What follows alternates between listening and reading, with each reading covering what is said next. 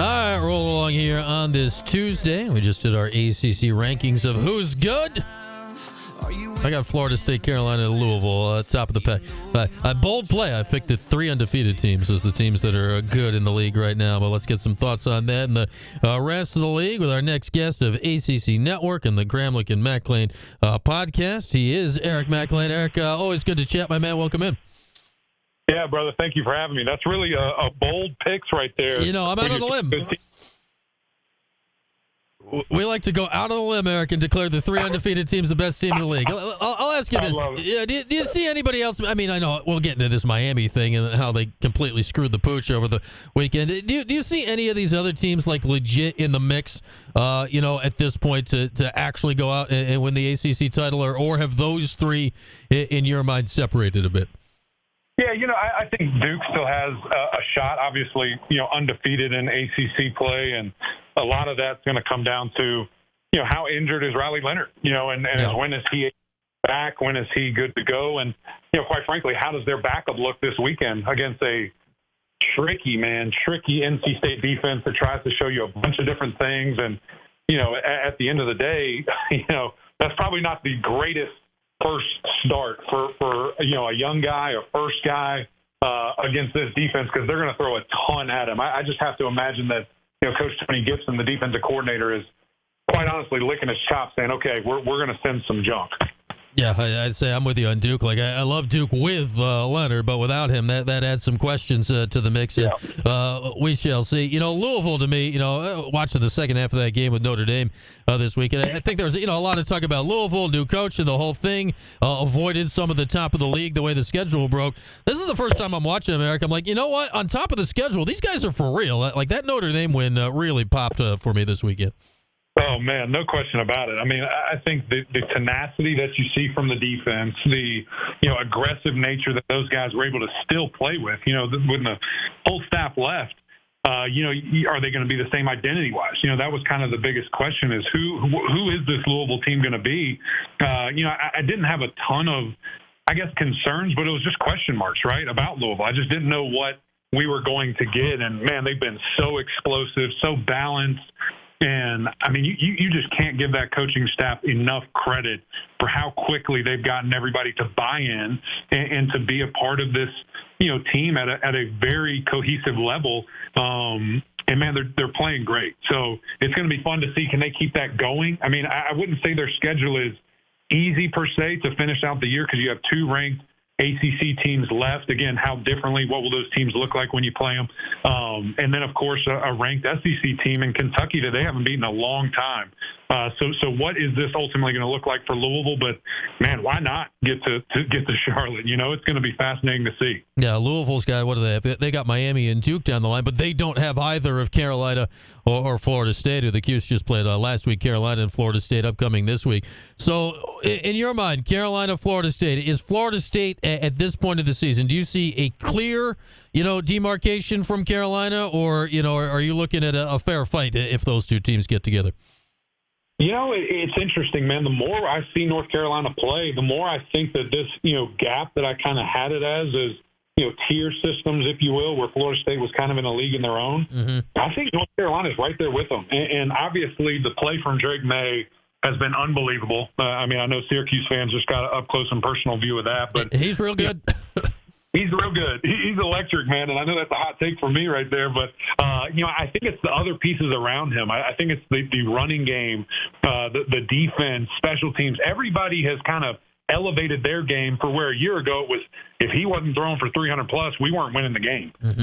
That was kind of the vibe of Chapel Hill where that is not the case. And statistically, some people might say, well, he's not doing this, he's not doing that. He doesn't have to. The team's still winning. And when you have good teams and you have great teams, statistical numbers can take a bit of a hit unless you're just blowing everybody out like, 2019 LSU. So, I think that he is certainly in a good spot, and so is North Carolina. So I think that, all 3 of those teams, I think, are kind of in a class of their own. And then it's, everybody else playing catch up, and Duke kind of on pause right now, as we mentioned, because of no Riley Leonard. Yeah, watching the Cuse Carolina game this last weekend, Carolina, just watching that whole game, they were better at least on Saturday than I thought they were. Like I thought they were good, but that was like, oh, they got some stuff.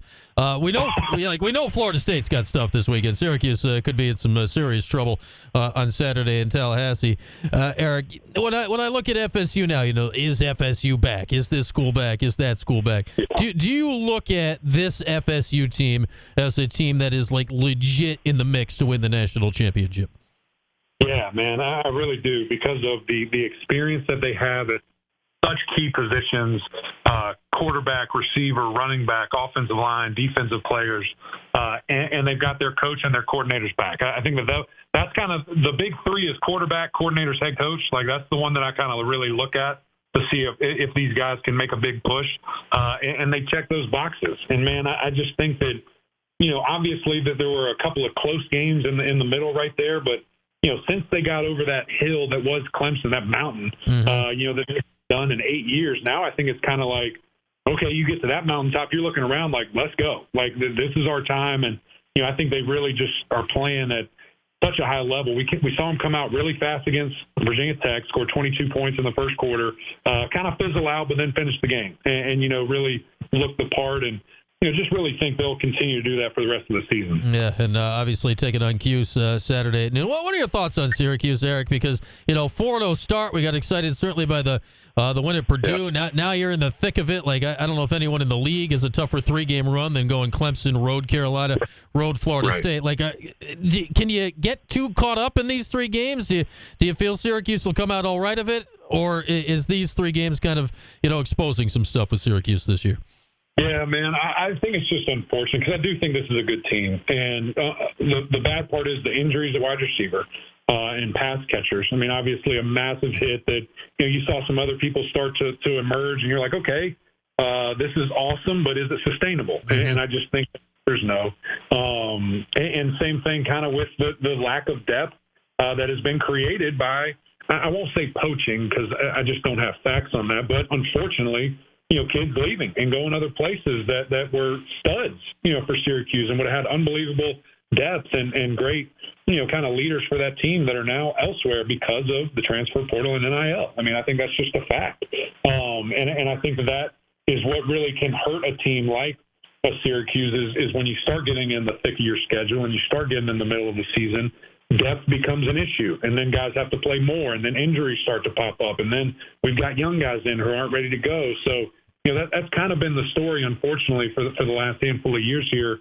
I still think they're very good. I think, it's a brutal middle stretch, as you said, but if you can get through it unscathed and without, crazy injuries, Virginia Tech, Boston College, Pitt, Georgia Tech, Wake Forest look really good, man. Mm-hmm. Like, that looks like a great finish that we should put on our big boy pants and go back on another run. So I'd love to see that and hope they can do it. Again, it worries me. What will this Syracuse team look like post Clemson, Carolina, FSU? Like, who's left and who's able to really go at a high level? You're right, Eric. And Eric Mac Lain of ACC Network is our guest. That has been the concern all season. It's one, man, we're holding our breath for, a week and a half or 2 weeks from now when it's Cuse and Blacksburg to see what's going on. Yeah. Who's on the field that day. And you mentioned an interesting thing here. We started the show with this today. Dino mentioned in his press conference yesterday talking, NIL and players out the door. Then we saw later in the day, Mark Stoops down at Kentucky is talking about it. I think Mike Gundy has talked about it. What do you make of not that people are talking about it, we all know this is a thing, but like this is on the mind of football coaches. Like we're halfway through the season and it's top of mind. What do you make of that aspect of it, that man, like this is actively bothering these guys right now? No, I mean it really is, because you just look at your team and I mean Syracuse lost like legit NFL talent because of this. I mean it's not like they lost some dude that wasn't playing. I mean, superstars. And it's unfortunate and it hurts. And it's just, it's hard to play the same game with different rules and things of that nature when you're at a disadvantage like that, right? It just feels like we're in a weird place right now where this is going to continue to happen. Until rules are in place, until there's, guidelines or whatever it is federally, not just state to state where people play by different rules, we're going to continue to see this, man. So, it stinks, and it's certainly not that Syracuse is a little guy, but it always hurts the little guy. And it's just unfortunate, man, because, again, you see these guys who have been literally built by the university, found, created, developed, and then, oh, man, I'm going to go cash out for however many years I have left once you put all that energy, effort, and time into my development. And, some situations you like that, and it's great. And I look at a guy like, Jared Verse, who is at Albany, and, nobody knew who the heck he was. And then, he blows out and, really just starts to take off. And his coaches are even ushering him, saying, hey, you got to go. You got to leave. I love those situations. But P5 to P5 and, like I said, I don't want to just throw out the word poaching, but it's kind of what's happening. I just don't love it. I really don't. I'd say Syracuse actually knew about Verse. They actually played Albany that year. Go figure. It's like, man, this guy's really good. And then it's like, maybe Syracuse can get him. And then he just blew up. Got him first. Yeah, everybody else got involved. All right, Eric, one last thing before we let you go. We got to ask you about this Miami thing. How? Like, how does that happen? How does, this is a major college football. How do you not know when to take a knee? Yeah, man. It's interesting as the days keep moving. There's things that arise and make you think about it, and it's. I'll start with that. I'll address with that first because you have to take a knee. I mean, quite frankly, it's one of the worst decisions I've ever seen in my life. Mm-hmm. And maybe not one of, it's the worst decision because it lost you a game. Everything could have been stopped by taking a knee, by making the very easy that everyone in America knows move and kneeling. And it's over. The game's over. It's a virtual certainty. But it didn't, and they ran the ball, and it gets ripped out, whatever. I will also say this. He was down. I mean, his elbow is clearly down before that ball comes out. It should have never been called. But again, do not put the game in the referee's hands. It could have all been avoided. So however you want to look at it, man, it's a horrible situation. Quite frankly, Miami didn't deserve to win anyway, how poorly they played. 3 red zone picks, goal line a couple of times where it's just like, what is happening? Miami just was not inspired, wasn't playing to the level that it took to win the game, and, they lost. But, yeah, 100% on that coaching staff. And, quite frankly, Coach Mario Cristobal, he's the head coach. That's the reason he gets paid millions of dollars to make that decision, and he made the wrong one. Yeah, I'd say it wasn't even a decision, which makes it even more the baffling. Right. He ended up there. All right, Eric, my man, always good to chat. I know you got to run. I'm sure we'll do it again soon, but thanks for hopping on today. No doubt, brother. I appreciate you always, my friend. All right, Eric Mac Lain of ACC Network. Always good to get Eric's insight, man. If you turn on ACC Network and you don't see Eric Mac Lain, you're